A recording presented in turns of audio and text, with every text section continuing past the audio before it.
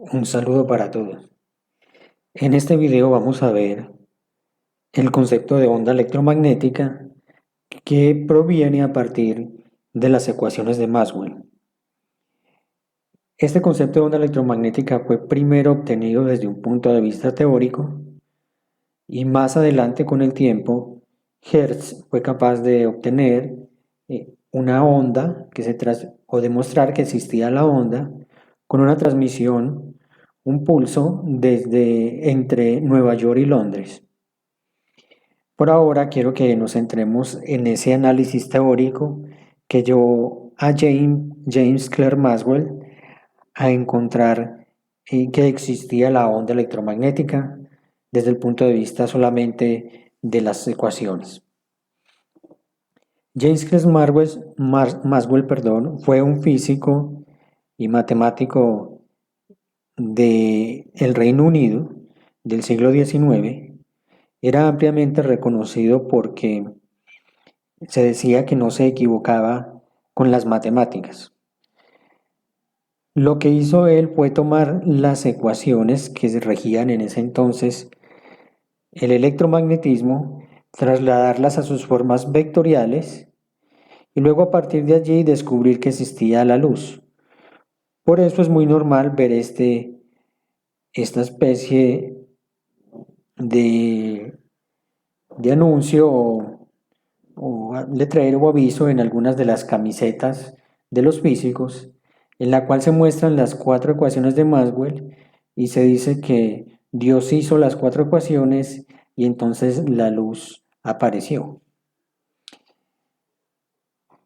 Miremos entonces de cómo provienen esas ecuaciones.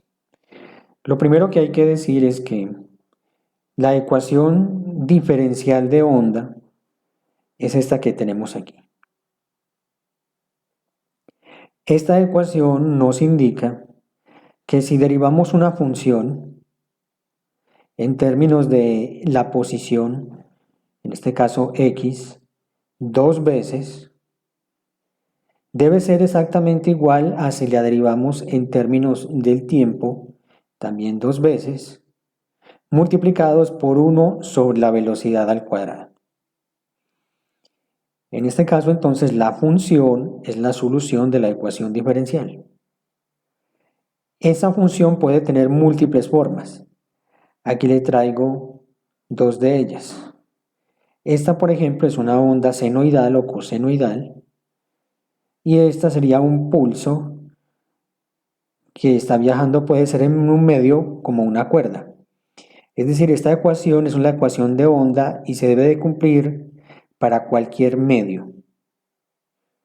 Un concepto muy importante que tiene la onda que viaja por una cuerda o un medio cualquiera, el aire, puede ser el sonido, es que la velocidad es constante siempre y cuando no se cambie de medio. Bueno, miremos entonces cómo logró Maxwell encontrar la ecuación de onda. Partimos entonces de la ley de Faraday. Recordemos entonces que este operador nabla es un operador que deriva en X, en Y y en Z, es un operador de posición. Entonces tendremos que tener en cuenta que nabla hace referencia a estas derivadas de posición al lado izquierdo de la función de onda. El primer paso es aplicar rotacional a ambos lados de esta identidad. Entonces, de esta ecuación aplicando esta identidad. Así que aquí puede ser un vector cualquiera, pero aquí particularmente nuestro vector va a ser el campo eléctrico. Observemos entonces lo que sucede. Aplico aquí el rotacional sobre el campo eléctrico y aplicando esta igualdad será igual a este producto, teniendo en cuenta que no es B sino el campo eléctrico porque es particular a este caso. Entonces simplemente reemplazo esto que está acá por esto que está acá. El operador tiene que operar a ambos lados. Entonces, en este caso, lo que estoy haciendo es que lo introduzco dentro de la derivada porque no importa cuál de los dos se resuelva primero, las derivadas parciales no tienen orden y este operador nabla es un operador también en derivadas parciales. Al introducir el operador, entonces dentro me quedará el rotacional del campo magnético. Ahora entonces voy a hacer uso de la ley de Gauss. La ley de Gauss dice que la divergencia depende de la cantidad de carga encerrada.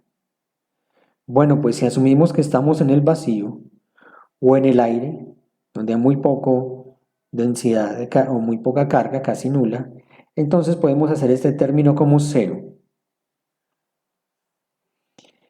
Como podemos ver aquí, ese término aquí, la divergencia aparece en este punto, entonces hago ese término cero. Ahora miremos, lo que hay al otro lado, esto que está acá, es la misma ley de Ampère-Maxwell, el rotacional. Recordemos que la ley de Ampère-Maxwell tiene dos términos, como lo vimos en una clase anterior, pero acá este primer término se hace cero porque esta que es la densidad de corriente, si asumimos que estamos en el vacío, entonces esa corriente será cero, en el vacío no hay cargas. Y solamente nos quedará este término que es el que proviene de la corriente de deriva, para recordar un poco, que es una derivada parcial del campo eléctrico con respecto al tiempo. Nos traemos esta ecuación y la reemplazamos acá y observamos que nos queda una doble derivada temporal a la derecha. Eliminamos los signos negativos que están a ambos lados y esta será finalmente la expresión. Observen ustedes que este, que es un operador de derivada temporal, perdón, espacial, está derivando dos veces y aquí tenemos la doble derivada temporal. Entonces, como ustedes pueden ver, esta ecuación y esta ecuación tienen amplia semejanza.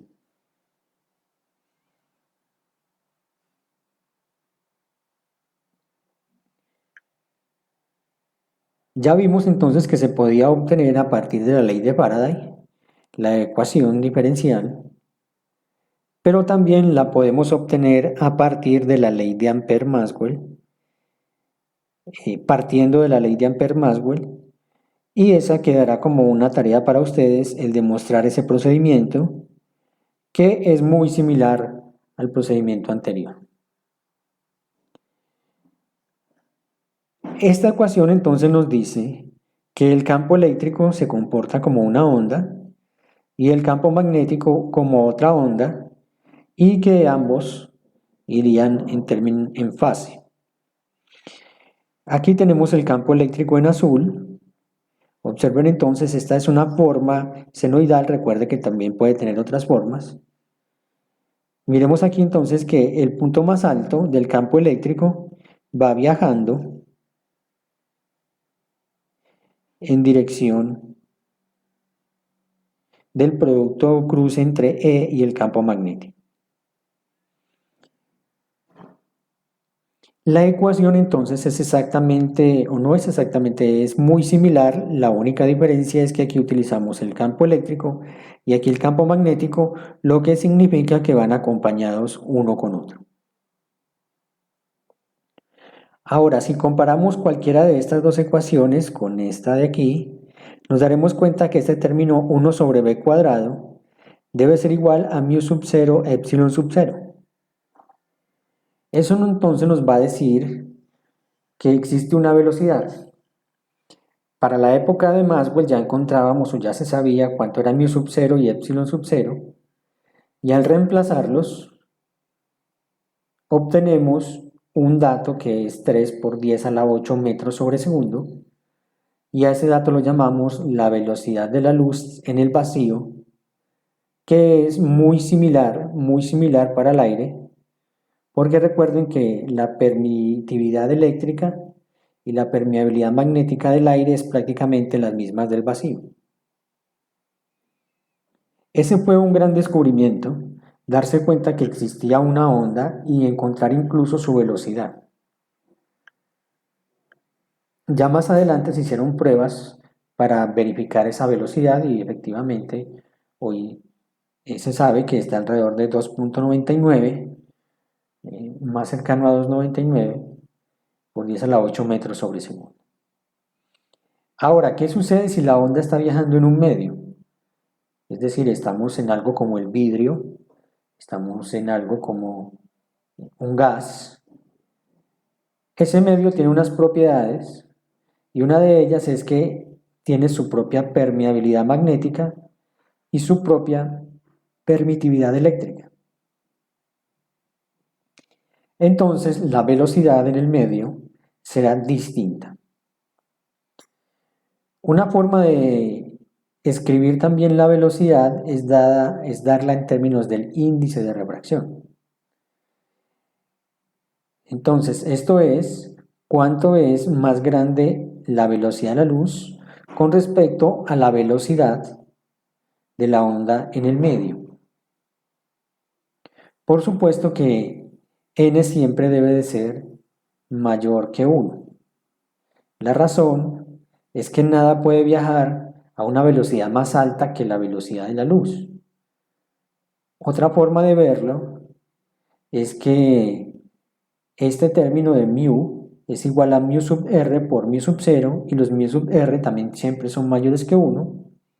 Y este epsilon es epsilon sub r por epsilon sub 0 y los epsilon sub r también siempre son mayores que 1. Entonces aquí siempre habrá un número mayor al que se encontraría en el caso de la velocidad de la luz. En términos de mu sub r, de la permeabilidad y la permitividad, se puede dar este valor del índice de refracción. Miremos. Sabemos que C es la raíz de 1 sobre mu sub 0 epsilon sub 0, como se vio aquí arriba. Y sabemos que B es igual a 1 sobre mu dividido mu, 1 dividido mu dividido epsilon, que también la vimos aquí para un medio en particular. Por ley aquí de los extremos, este pasa al numerador y este pasa al denominador. Cuando pasamos este al numerador, reemplazamos que es mu. Mu es la permeabilidad relativa o la permeabilidad del vacío y epsilon es la permitividad relativa por la del vacío. Entonces aquí podemos ver que se cancelan las del vacío y solamente nos quedan las relativas. Así que n depende de los valores relativos de la permeabilidad y permitividad. Normalmente, en los ejercicios que resolvemos y en la vida real, analizamos las ondas electromagnéticas viajando por medios que no tienen propiedades magnéticas. Hago referencia, por ejemplo, al agua, al aire, al vidrio, al plástico, etc. También podemos contar ahí metales que tienen poca permeabilidad. Entonces, si no tienen esa probabilidad, entonces, no tienen esa permeabilidad, perdón, entonces la permeabilidad relativa es 1. Y entonces podemos decir que para ese tipo de materiales, el índice de refracción sería aproximadamente la permitividad relativa del medio.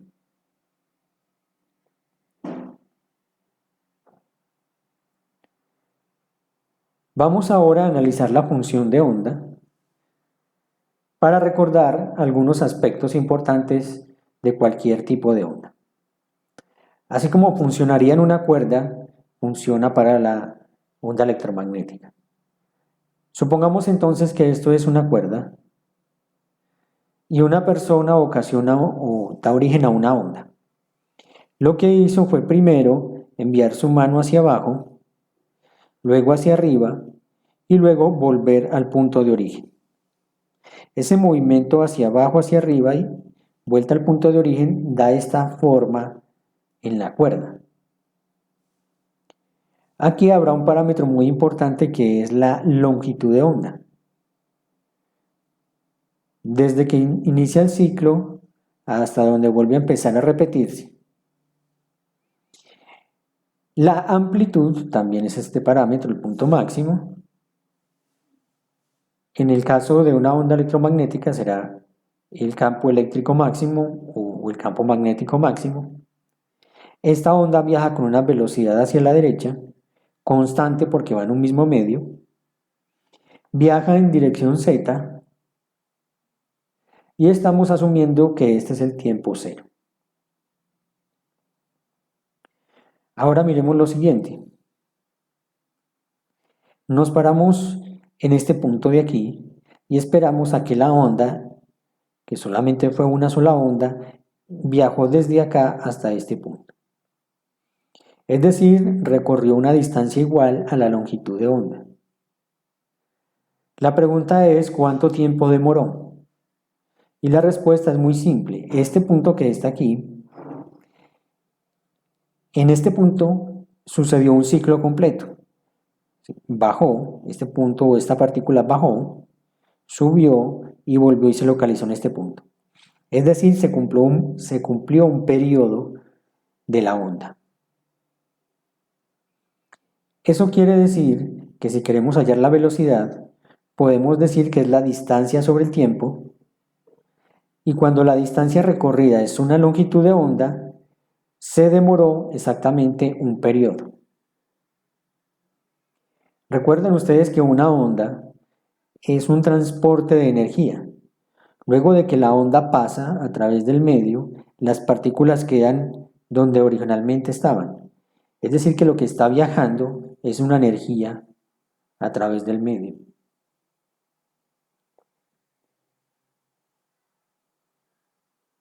Recordemos también entonces que la frecuencia se define como 1 sobre el periodo.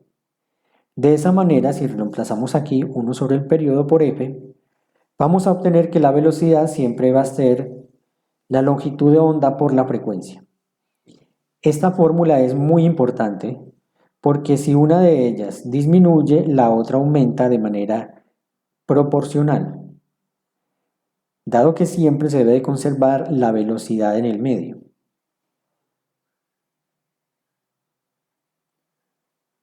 Miremos ahora una función de onda de tipo senoidal. Esta es la amplitud. Aquí la tenemos, la amplitud en dirección Z, por eso aquí está involucrado Z, y el tiempo está involucrado también porque la onda cambia con respecto al tiempo. Entonces la función de onda depende de ambos, de Z y de T. En general podría decirse que depende de la posición, puede ser X, Y, Z, o el vector posición R, y el tiempo. Siempre la forma como se asocian las posiciones dentro de una onda es con el término 2pi, que lo traslada para verlo de una forma diferente. Este 2pi sirve para trasladarlo a un ciclo en radianes, de tal manera que se le pueda obtener el seno a este ángulo. Y la relación entre estas dos, observen, z es en metros y la longitud de onda es en metros, entonces hace que se cancele y quede solamente en términos de valores angulares. Lo mismo pasa para el tiempo se reemplaza con el periodo, se cancelan los segundos y quedará solamente en términos angulares. Este signo es negativo porque la onda está viajando hacia la derecha en este caso. Si la onda viaja hacia la izquierda, el signo deberá ser positivo.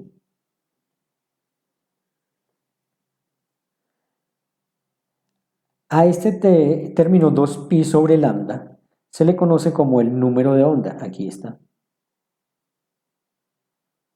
Y a este otro 2pi sobre el periodo se conoce como la frecuencia angular, que también puede ser 2pi por la frecuencia, teniendo en cuenta que se reemplaza 1 sobre el periodo como f.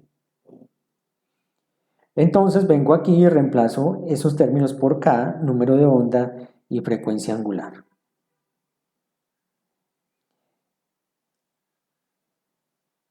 Observemos que si se reemplaza la velocidad en términos de K y omega, también se puede obtener este lambda.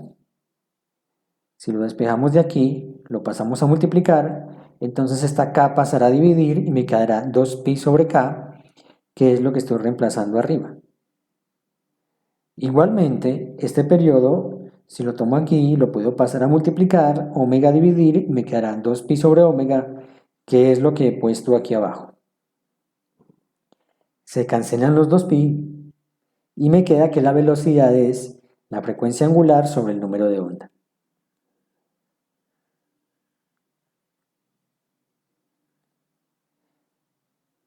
Ahora,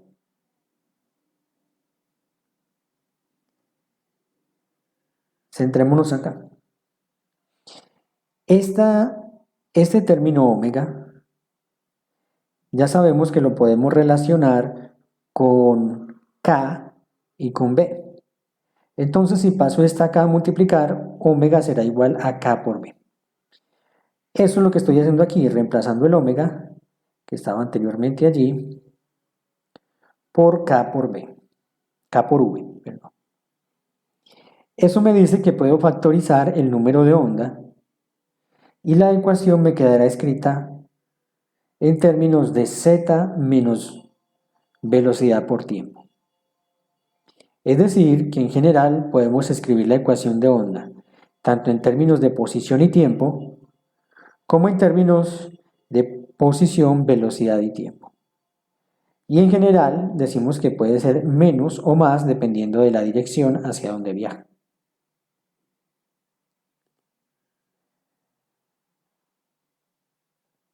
Bueno, miremos este caso. ¿Qué sucede? En algunos casos, el campo eléctrico y el campo magnético podrían estar desfasados, como en los metales. Así que debemos introducir un término de desfase en las ecuaciones. Vamos a analizarlo desde un punto de vista distinto para que lo entendamos. Supongamos que estamos en el tiempo t igual 0 y en el tiempo t igual 0 la onda está desplazada hacia la izquierda. Esta que es la onda seno está desplazada hacia la izquierda. Ese desplazamiento es igual a tomar el desfase, el ángulo de desfase o de fase, como depende del libro, dividido el número de onda. Entonces, para representarlo aquí, se lo deberíamos agregar al final. La velocidad es hacia la derecha, entonces este menos indica que va hacia la derecha. Miremos ahora qué sucedería si la onda se desplaza en sentido contrario. Entonces, la onda que estoy analizando es esta, aquí la estoy mostrando esta, que inicialmente estaba aquí y se desplazó hacia la derecha. Entonces, este desplazamiento también tiene un ángulo de desfase que también se halla con el delta sobre el número de onda, pero si el desfase es hacia la derecha, entonces aquí se resta. El desfase aquí a la izquierda se suma, el desfase aquí es hacia la derecha, se resta. Y estoy suponiendo que esta onda viaja hacia la izquierda, entonces aquí se dice que esto es un signo más.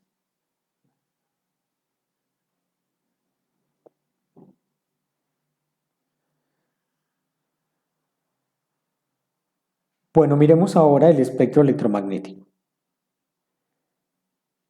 Sabemos entonces que C, la velocidad de la luz, va a ser en el aire o en el vacío el producto de la longitud de onda por la frecuencia. Es decir, si aumenta la longitud de onda, disminuye la frecuencia y al contrario. Tenemos entonces aquí nuestro espectro de frecuencias. Estas son las frecuencias que actualmente puede registrar el ser humano. Habrán frecuencias menores a 10 a la 8 Hz habrán frecuencias superiores a 10 a la 22 Hz, pero estamos registrando solamente las conocidas. Y no tanto las conocidas, también las que más se operan dentro de la ingeniería y las comunicaciones y dentro del análisis de materiales, parámetros muy de ingeniería. Si la frecuencia va aumentando 10 a la 8, 10 a la 9, 10 a la 10, etc., entonces la longitud de onda va disminuyendo. De 10 pasa a 1, luego a punto 1, luego a punto 0,1, etc. Y aquí vemos algunas de esos tipos de onda que conocemos. Si la longitud de onda está alrededor de 10 metros y quizás un poco más, vamos a encontrar ondas de radio y ondas de televisión. Esas están alrededor de 10 a la 8 en frecuencia. Como ustedes pueden recordar, esto sería más o menos la frecuencia del FM. Supongamos una emisora, por ejemplo, 101.7 MHz. Son 100 MHz aproximadamente que equivaldrían a este rango de medida. Recuerden que mega es 10 a la 6, entonces para hacer 10 a la 8 hay que multiplicarlo por 100. En este extremo entonces tenemos el radio y la televisión. Aunque hoy la televisión funciona de manera digital, las ondas se deben de transmitir de todas formas en estas frecuencias. Luego seguimos a las microondas.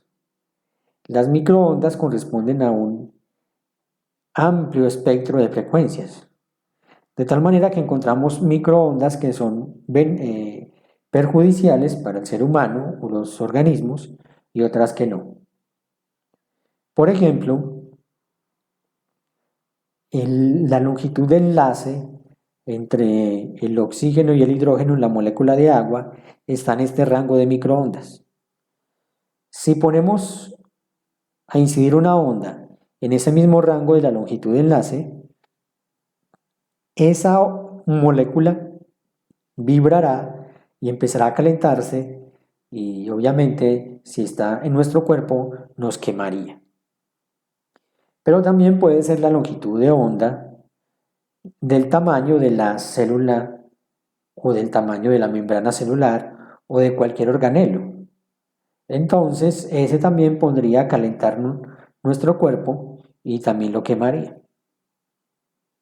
No obstante, hay algunas que son mucho más pequeñas y atraviesan la célula, y esas ondas de microondas nos permiten la comunicación en términos de comunicación satelital, comunicación entre celulares, esta que es la que más utilizamos hoy en día. También se encuentra ahí el Wi-Fi. Luego de esto viene el infrarrojo. El infrarrojo está por debajo de la luz visible. Se le dice infrarrojo porque está por debajo del color rojo. Y este infrarrojo tiene la particularidad que es medida de calor. Algunos animales ven el infrarrojo para poder registrar sus presas moviéndose.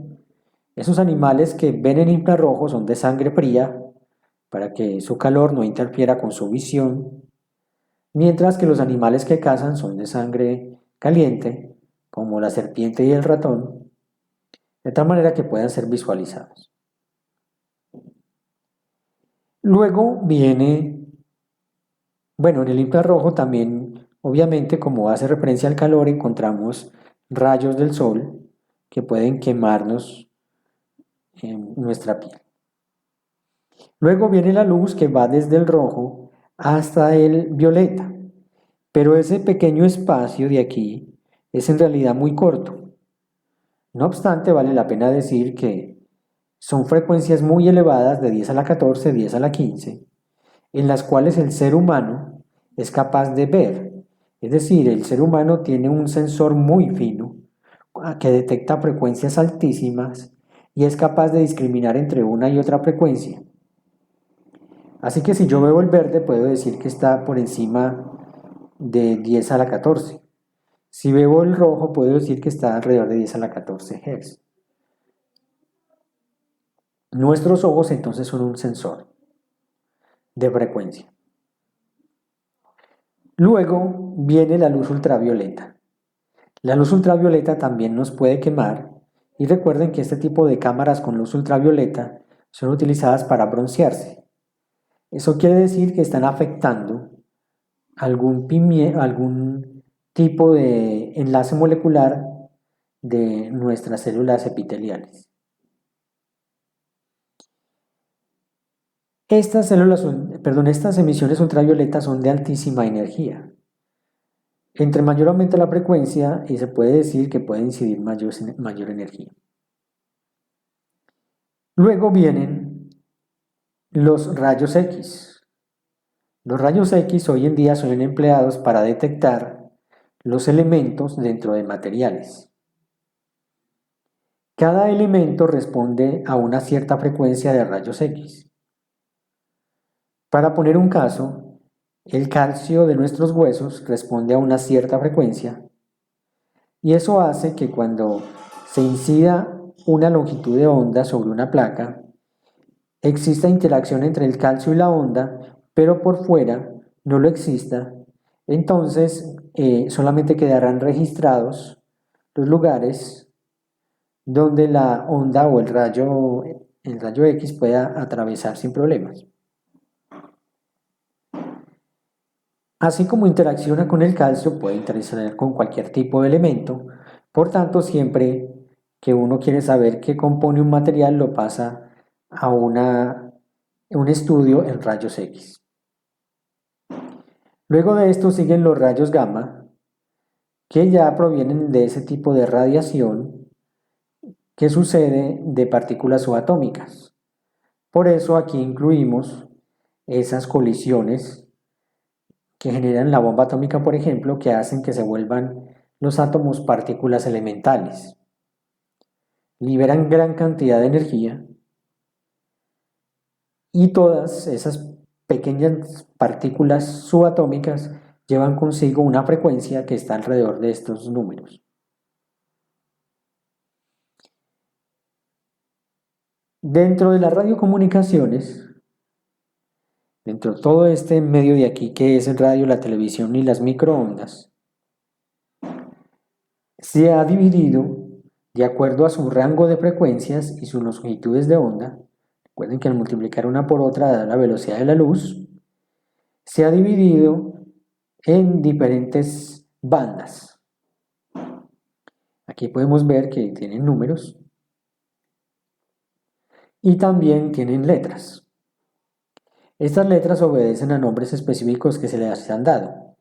La L y la F corresponden, la L corresponde al low, la M que está más adelante a medium, la H a high y la F que siempre va acompañando a todas es frequency. Un ejemplo, por citar acá, es el HF o el VHF, que es las frecuencias en las cuales se transmite en la radio y la televisión. Observen que este VHF está alrededor de los 30 a los 300 MHz, que más o menos es el FM. Esta V significa Very High Frequency. Esta H, por ejemplo, significa Ultra High Frequency.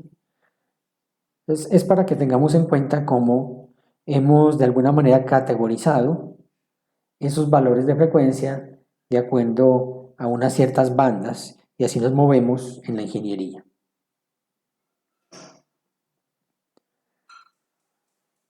Hablemos ahora de la onda plana.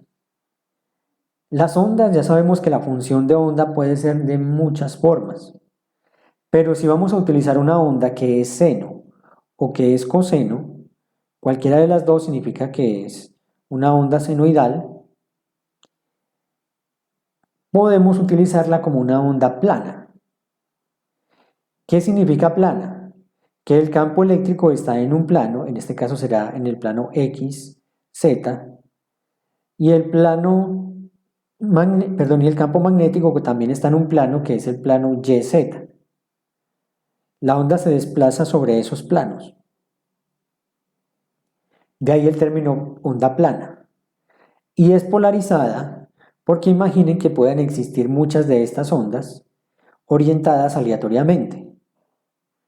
Entonces, pueden ser ondas planas, pero en este caso sería polarizada si le exigimos al campo eléctrico que vaya en una dirección específica.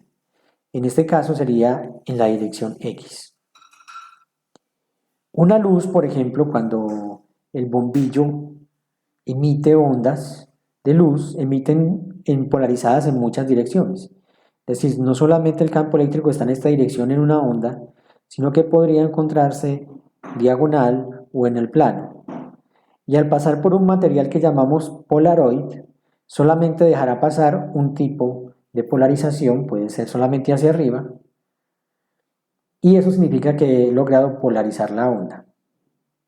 En términos de antenas, se dice que la antena solamente emite ondas polarizadas si es una vara larga, entonces solamente podrá emitir en la dirección de la vara. La amplitud la vamos a llamar E sub 0 y B sub 0 para el campo magnético, campo eléctrico, campo magnético. En algunos libros lo llaman B máximo y E máximo.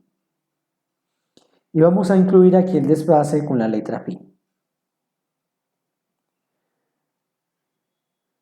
Si la onda viaja en la dirección Z, entonces aquí K siempre va acompañado de la dirección. Y en este caso el campo eléctrico está viajando en la dirección X, vector unitario en X, y el campo magnético está viajando en la dirección Y. Miremos ahora lo que es un frente de onda. Supongamos que tenemos una fuente de onda aquí. Y supongamos que ellas emiten onda de manera esférica. Entonces en este punto saldrán las ondas hacia afuera. Es algo así como estar inflando una bomba de plástico. Si ella empieza a inflarse y así se va expandiendo la onda.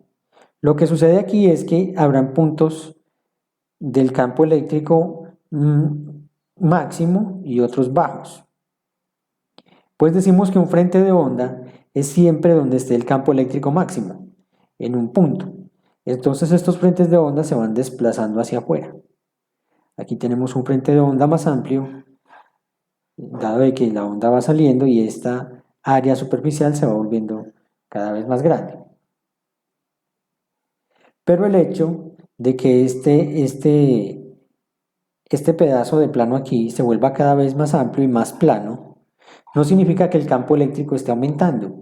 Al contrario, va disminuyendo. Porque los campos eléctricos son intensos cuando nos acercamos a la fuente. Por ejemplo, si nos acercamos con el celular a una antena, vamos a sentir mayor intensidad, así nos vamos alejando.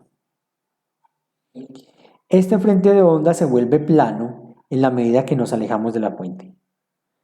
Entonces, ya cuando estamos muy lejos, podemos decir que la onda se conserva en amplitud del campo eléctrico y también el frente de onda se forma prácticamente plano por estar lejos.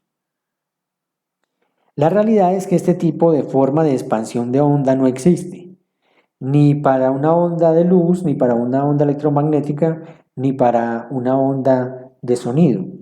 Esta es una aproximación que dan en los libros de física, pero no es la real. La real es que se emiten de esta forma. Aquí tenemos el campo eléctrico emitido por una pequeña antenita, que es una varita que está acá. Las antenas pueden emitir como pueden recibir. En este caso está como emisora. Lo que sucede aquí es que la carga se desplaza dentro de la antena y eso hace que se emitan campos eléctricos afuera. Una línea azul indica un campo eléctrico hacia arriba y una línea verde un campo eléctrico hacia abajo. O sea, un cambio de intensidad. Y observen que la forma real no incluye radiación ni por encima ni por debajo. Y este frente de onda plano o esta onda que está aquí en términos senoidal, la podemos asumir muy lejos de la fuente, por aquí en un punto alejado. En general, en ingeniería siempre asumimos que toda medida se toma lejos de la antena para saber que ya estamos alrededor de un frente de onda plana. Hay otra forma de escribir las ecuaciones de onda y es utilizando la fórmula de Euler. Recordemos entonces que se puede escribir como E a la I teta. Y Euler nos dice que lo podemos reemplazar por el coseno del ángulo más y por el seno del ángulo. Creo que aquí va E a la menos I teta para que tengan presente. Entonces, usted puede tomar la parte real de esa exponencial y será el coseno del ángulo. La gran ventaja de utilizar estas formas es que a la hora de derivar, de integrar, de operar esta función e a la i teta, pues es mucho más fácil. Recuerden que las funciones exponenciales, si se derivan o se integran, da exactamente la misma función exponencial. Lo que hay que tener en cuenta es que al final, luego de operar, solamente debe subtraerse la parte real. Si las quisiéramos escribir entonces, cambiaríamos este coseno del ángulo por e a la i teta en ambos casos. Y conservando, por supuesto, las direcciones en X, en Y y la dirección hacia donde viaja la onda, que es en Z.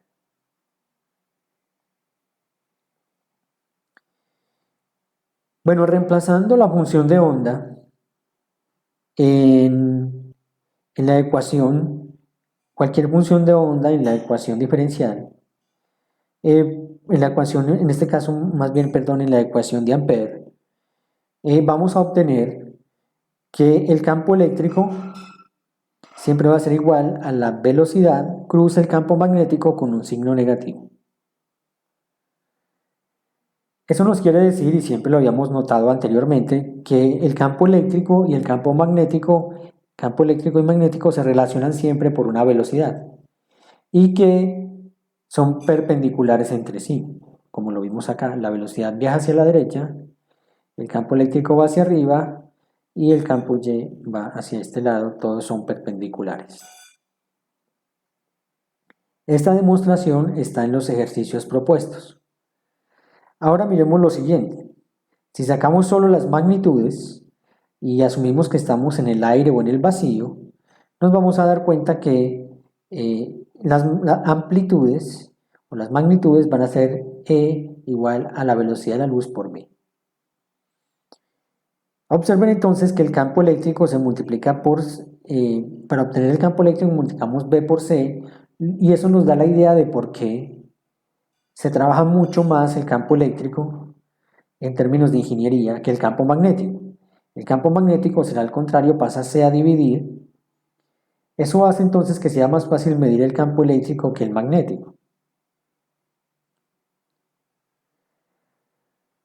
Ahora, es muy complicado en algo que está variando en el tiempo a frecuencias altísimas encontrar la energía en un punto. Es supremamente difícil. Lo que hacemos es siempre calcular el valor medio de esa energía en términos del volumen. ¿Qué quiere decir? Que tomamos la energía y la dividimos entre el volumen y obtenemos la energía por unidad de volumen. Eso es como si tomáramos un volumen y miráramos dentro de él cuánta energía de onda está ahí almacenada. Y sabemos que internamente pues habrá mucha onda, mucho componente de la onda.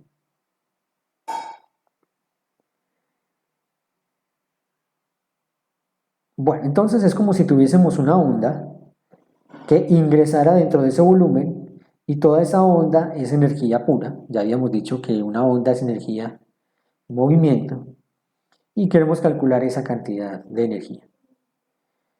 Bueno, lo que sabemos es que el volumen es igual al área por la longitud. En este caso será un delta X.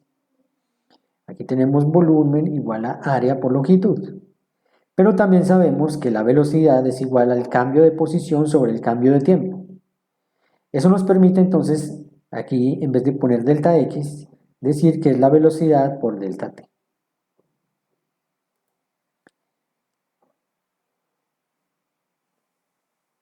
Más adelante entonces entraremos más en detalle con esto. Por ahora quiero que recordemos estas dos formulitas.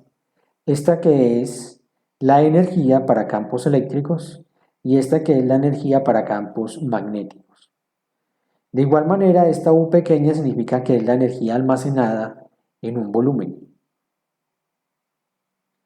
Observen entonces que ambas tienen similitudes porque dependen de esa componente campo eléctrico o campo magnético al cuadrado y las dos tienen un medio, un medio.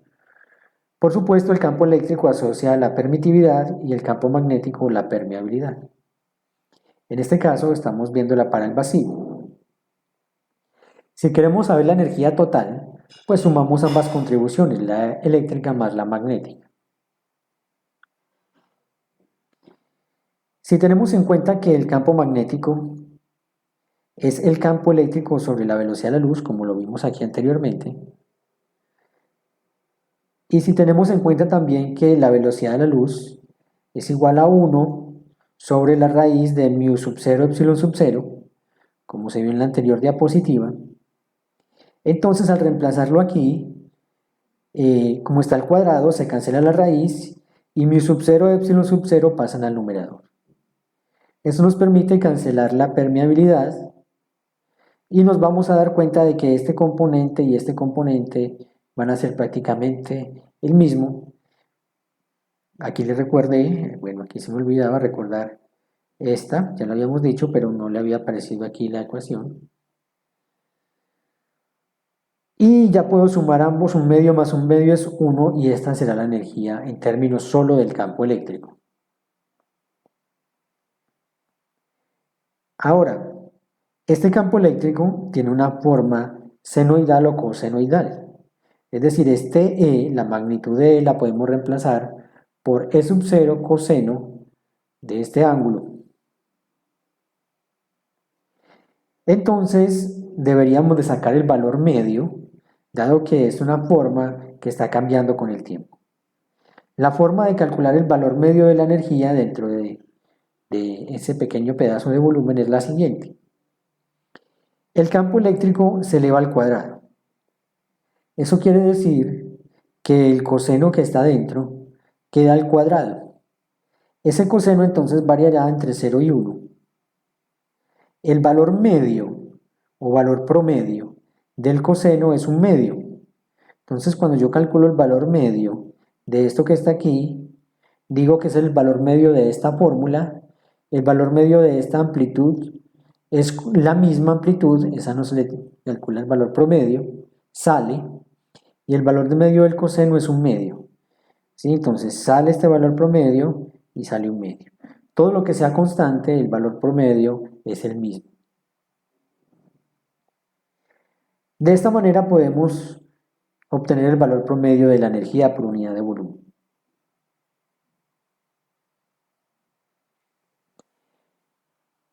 Bueno, vamos a ver entonces aquí un término importante que es el vector de Poynting. Antes que eso vamos a ver la forma generalizada de la ecuación. Algunos libros prefieren mostrar esto en términos generales. Entonces, en términos generales lo que decimos es que el campo eléctrico se puede obtener sacando la parte real de una función exponencial, donde el campo eléctrico viaja en la dirección n. Aquí la estoy representando como una dirección n, en este caso hacia arriba. Y el campo magnético va a ser igual al campo eléctrico dividido la velocidad en el medio, y cuya dirección va a ser el producto cruz entre este vector k, que no hace referencia a la dirección k, sino que hace referencia a que está en la dirección del vector de onda k. Entonces el k puede ser un vector.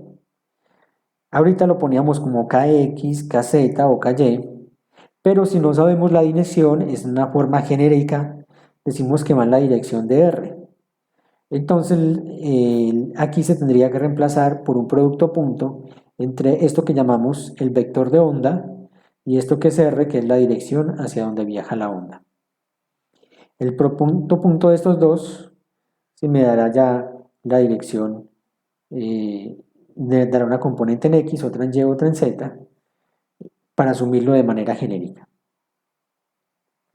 Entonces aquí decimos que este K es en la dirección del vector de onda y este E está en la dirección N.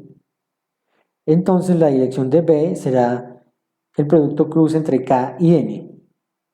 Entonces como lo vemos aquí, B, que viene hacia acá, como se muestra en la animación, viene hacia acá, es el producto cruz de K y N.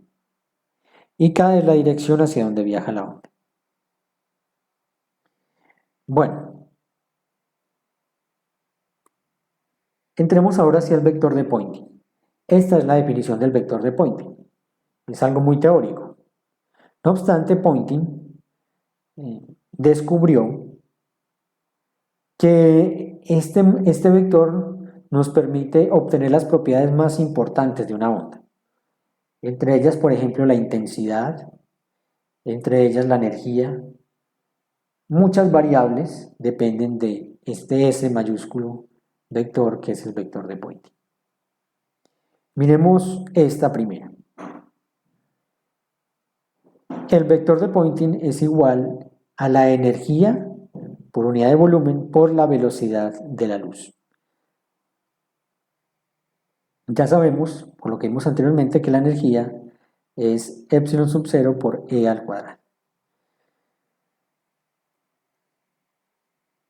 Ahora, lo que nosotros medimos experimentalmente es la intensidad. Y la intensidad es el valor promedio o valor medio del vector de Poynting, de la magnitud del vector de Poynting. Es decir, que será la misma valor promedio de la energía por la velocidad de la luz. Y ya sabíamos, por lo que vimos anteriormente, que el valor medio de la energía es el valor medio de esta magnitud, es un medio de epsilon sub 0 por la magnitud del campo eléctrico al cuadrado. Bien, pues entonces ya podemos decir que la intensidad de una onda electromagnética depende de su amplitud de campo eléctrico.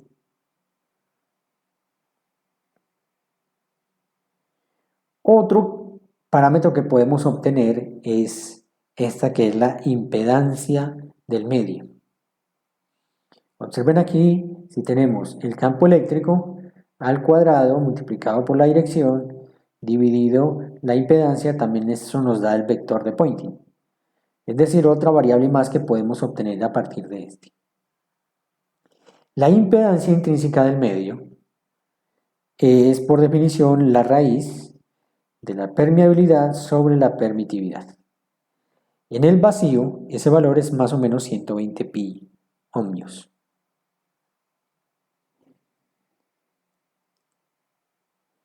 Este valor de impedancia no incrementa cuando aparece un medio. La razón es que esta impedancia se entiende más en términos de otros factores internos dentro de un material más que decir que se pierde o adquiere resistencia a fluir dentro del material. Y, que es la intensidad, que es el valor medio del vector de Poynting, se puede expresar también en términos de la energía por cada unidad de área por cada unidad de tiempo. Entonces miremos lo siguiente. La intensidad es igual al valor medio de Poynting, es igual a la velocidad por el valor medio de la energía, y la energía es la energía sobre el volumen, y la energía sobre el volumen ya habíamos visto anteriormente que el volumen se podía escribir como área por longitud, siendo la longitud la velocidad por el delta de t. Si lo llevamos aquí internamente, entonces nos damos cuenta que las velocidades de la luz se cancelan porque como esto es una constante puede salir del valor promedio. Y así nos va a quedar el valor medio de la energía sobre el área sobre el tiempo. Es decir, siempre una intensidad nos va a dar la energía por unidad de área por unidad de tiempo. Eso es muy importante porque si sabemos que una cierta intensidad de luz está incidiendo sobre un cuerpo, entonces contamos cuánto, o hacemos la medida de cuánto tiempo la está radiando, miramos el área de ese cuerpo y sabemos cuánta energía llegó a él. Sabiendo la medida de intensidad, que es la medida que se toma desde el punto de vista experimental. Otras medidas muy importantes son la densidad de momentum y, bueno, tenemos también la presión de radiación que vamos a ver más adelante. La densidad de momentum, recordemos que el momentum cinético es igual a la masa por la velocidad. Esto se ve cuando se empieza a ver física mecánica en la primera física que se estudia en cualquier carrera de ingeniería o de ciencias. Bueno, pues igual que la energía es mejor darlo en términos de momentum sobre volumen. Y eso se puede decir que es el mismo vector de Poynting sobre la velocidad de la luz al cuadrado. Observen cómo el vector de Poynting me da otra variable más interesante dentro de la onda electromagnética. Si una partícula lleva momentum, quiere decir que nos golpea. Así que la luz golpea evidentemente todo lo que toca. Si lo llevamos en términos de intensidad, entonces será la intensidad dividido la velocidad de la luz al cuadrado. También tenemos la presión de radiación. La presión es igual a la fuerza sobre el área. La fuerza es igual a la derivada del momentum, que vimos aquí arriba, con respecto al tiempo. Y esto finalmente nos lleva a que es igual a I sobre C. La intensidad sobre la velocidad de la luz. Esto quiere decir que la luz, como lleva momentum, también ejerce presión. La cuestión es que la presión es bastante baja y no la sentimos. Sí podemos sentir esta presión cuando nos acercamos nuestra vista a una fuente muy intensa. En nuestra vista recibirá esa intensidad y ocasiona presión en nuestros ojos y nos dolerá. Para que tengan en cuenta, podríamos quedar ciegos si esta presión daña nuestras células. Hay unos ejercicios propuestos al final para demostrar estas ecuaciones con más detalle.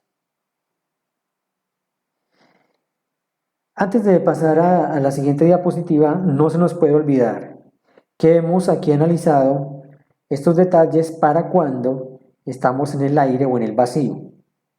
Es decir, utilizamos la velocidad de la luz, utilizamos epsilon sub 0, utilizamos mu sub 0. Pero si nuestra onda cambia de medio, entonces tendremos que reemplazar c por la velocidad en el medio, epsilon sub 0 por la permitividad del medio y mu sub 0 por la permeabilidad del medio.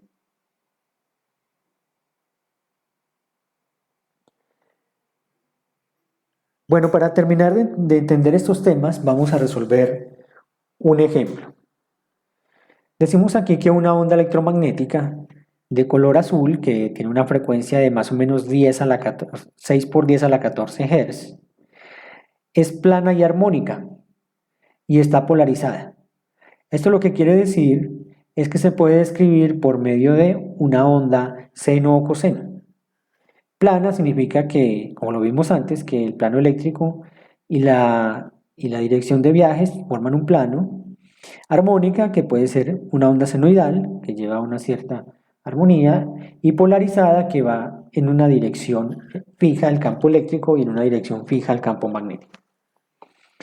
Nos dicen que esta onda tiene su vector campo eléctrico paralelo al eje X, que tiene una amplitud de 9 newtons sobre coulomb, que también se podría escribir en términos de voltios sobre metro, y se propaga en la dirección negativa del eje Z. Pero aquí particularmente nos dicen que no es en el vacío, sino que está en un material que tiene un índice de refracción, y ese índice vale 1.5. Y el medio es no magnético, por tanto, mu sub r es 1. La pregunta es, ¿cuál es la ecuación del campo magnético? Y la otra pregunta es calcular propiedades de la onda como son la velocidad, la longitud de onda y la impedancia del medio. Bueno, lo primero que sabemos entonces es que esta es la forma de una ecuación de campo magnético y necesitaremos encontrar cuánto es la amplitud del campo magnético, cuánto es el número de onda, cuánto es la frecuencia angular y en qué dirección está viajando el campo magnético. Eso para cubrir este primer punto en el que nos piden la ecuación. Bueno, vamos al primer punto. Para poder determinar el campo magnético, sabemos que E y B se relacionan por la velocidad. Entonces puedo despejar el campo máximo pasando esta velocidad a dividir el campo eléctrico máximo. El campo eléctrico máximo nos lo entrega el ejercicio, que es de 9 newtons sobre coulomb. Ahora, no tenemos la velocidad, pero tenemos el índice de refracción, que es 1.5. Entonces, tomamos esta ecuación de velocidad y la reemplazamos aquí, lo que hace que este índice de refracción pase al numerador, como se ve aquí en este pedazo aquí que estamos despejando. Ahora sí podemos reemplazar los valores conocidos y nos daremos cuenta que el campo magnético es de 4.5 por 10 a la menos 8 teslas. Un valor muy pequeño y muy difícil de medir, teniendo en cuenta, por ejemplo, que el campo magnético de la Tierra es mucho más grande que este número. La otra parte consiste en hallar internamente cuánto es K. K es 2pi sobre lambda. No tenemos lambda, pero sabemos que lambda lo podemos obtener a partir de la velocidad y la frecuencia. Entonces reemplazamos aquí lambda, que entonces será la velocidad sobre la frecuencia. Entonces la frecuencia por ley de extremos pasa al numerador. Luego sabemos que la velocidad no la tenemos, pero sabemos que es igual a c sobre n. Entonces al reemplazar c sobre n, ponemos c abajo y n pasa por extremos al numerador. Reemplazamos los valores conocidos y sabemos entonces que k es 6pi por 10 a la 14 sobre metro.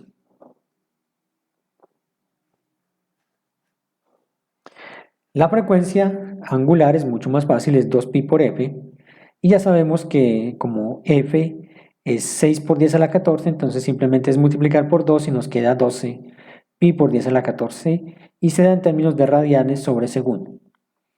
Aquí vale la pena aclarar que esta unidad radianes no es exactamente una unidad, así que usted la puede escribir o no la puede escribir. Lo mismo pasa acá, K se puede dar en términos de radianes sobre metro, se puede escribir o no. Ahora seguimos con hallar la dirección hacia donde viaja B. Entonces, lo que sabemos es que el campo eléctrico va en la dirección X, como lo dice el ejercicio.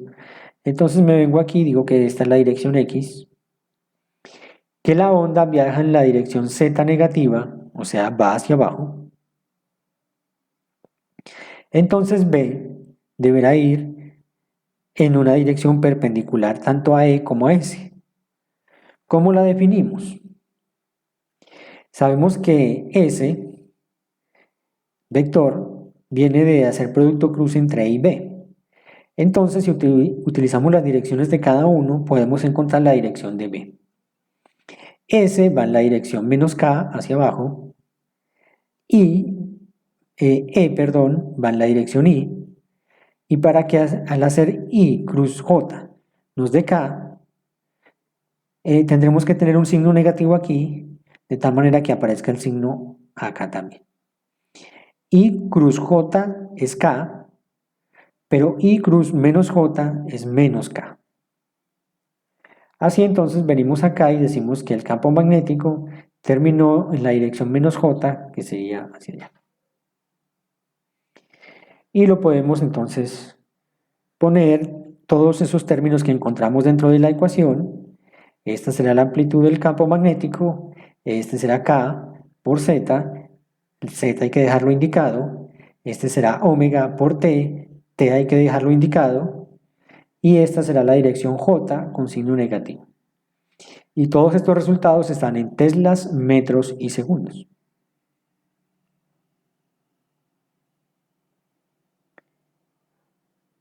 Bueno, vamos ahora a ver la siguiente pregunta, que es calcule la velocidad, la longitud de onda y la impedancia del medio.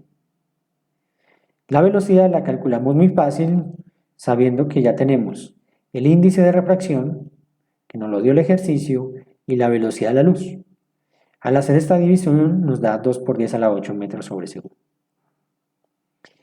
La longitud de onda, que es el otro punto, sabemos que la velocidad es igual a lambda por f, así que si despejamos lambda, nos quedará la velocidad sobre la frecuencia, y sabemos que la velocidad es 2 por 10 a la 8 y la frecuencia es 6 por 10 a la 14 Hz.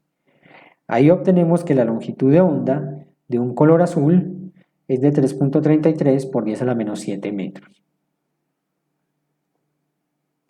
Finalmente nos piden la impedancia intrínseca del medio. Ya anteriormente habíamos visto que si μ sub r era aproximadamente 1, entonces se podrían relacionar n y la permitividad eléctrica del medio, permitividad relativa, directamente. Bueno, aquí muestro, antes de calcularla, les muestro una manera de obtener una ecuación sencilla para calcularla de aquí en adelante. Sabemos que Z es igual a la raíz de la permeabilidad sobre la permitividad. Como estamos en un medio, no podemos utilizar μ sub 0 y epsilon sub 0. Luego ya sabemos que como estamos en un medio no magnético, entonces esto vale 1, así que lo podemos cancelar. Ahora lo que sabemos es que podemos sacar de este radical la permeabilidad relativa y al sacarla nos quedará 1 sobre la raíz de epsilon sub r. Y lo que quedará dentro es lo que conocemos como la Z sub 0 o la impedancia del vacío. Y lo que quedará afuera será 1 sobre epsilon sub r, que es nuestro índice de refracción. Así hemos podido obtener esta otra ecuacióncita, dándonos cuenta que si queremos obtener la impedancia de un medio, lo único que tenemos que hacer es tomar la impedancia del vacío y dividirla entre el índice de refracción. De esta manera, para este ejercicio la impedancia es de 80 pi ohmios. Observen que esta queda mucho menor a la del espacio libre, es decir que la impedancia del espacio libre es la mayor cantidad que se puede conseguir. Miremos ahora este segundo ejercicio, un segundo ejemplo. Vamos a mirar cómo una potencia o la luz que emite un láser, y aquí tengo solamente dibujada la luz de color rojo, cuando golpea una superficie, imprime una energía sobre esa superficie. Bueno, nuestro láser dice que tenemos la potencia de un láser de 2.5 milivatios que se emite con un haz cilíndrico de 0.8 centímetros. Quiere decir que si medimos aquí, el radio de este haz cilíndrico es de 0.8 centímetros y es de color rojo. Para ello entonces dice que determine el valor máximo del campo eléctrico, la presión de radiación que ejerce sobre la superficie, esta superficie está perpendicular a la dirección de propagación, y por último la energía que incide si se emitió un pulso durante 8 segundos. Es decir, si oprimimos el encendido del láser solamente durante 8 segundos, ¿cuánta energía golpeó a esa superficie? Bueno, entonces sabemos que la intensidad es igual a la potencia sobre el área. Y el área, en este caso, es esta área de aquí, es pi por radio al cuadrado. El área de este círculo. Aquí lo ponemos pi por el radio al cuadrado. Ahora, la potencia nos la da el ejercicio y vamos a obtener la intensidad. La intensidad que viene del vector de Poynting, es un medio de la velocidad de la luz por la permitividad del vacío por la amplitud del campo eléctrico al cuadrado. Entonces podemos unir esta ecuación con esta, unir la intensidad y nos quedará así. Igualamos a la intensidad de ambas ecuaciones. Como el primer punto nos pide encontrar el valor del campo eléctrico, entonces simplemente lo despejamos de aquí. Este término pasa a multiplicar, estos a dividir y luego sacamos raíz. Así entonces, este será nuestro resultado, pasando esos términos y sacando raíz y reemplazando los términos suministrados, velocidad, potencia, radio del haz y la permitividad eléctrica del vacío, que sabemos que es 8.85 por 10 a la menos 12, Coulomb al cuadrado sobre Newton metro cuadrado, nos dará que este valor del campo eléctrico es 96.78 Newton sobre Coulomb, o también se puede dar en unidades de voltios sobre metro. Ahí hemos conseguido el punto A. Ahora el punto B nos dice la presión de radiación. Nos traemos la presión de radiación, que es simplemente la intensidad sobre la velocidad de la luz. Sabemos que la intensidad es igual a la potencia sobre el área. Ya lo habíamos visto, está la potencia y el área es pi radio al cuadrado.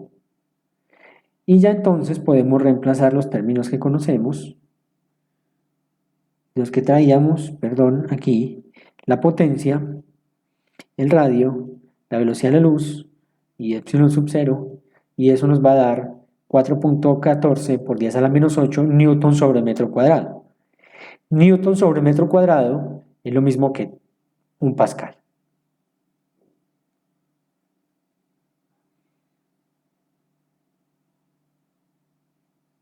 Miremos ahora cómo es la energía, la energía que incide sobre dicha superficie durante 8 segundos.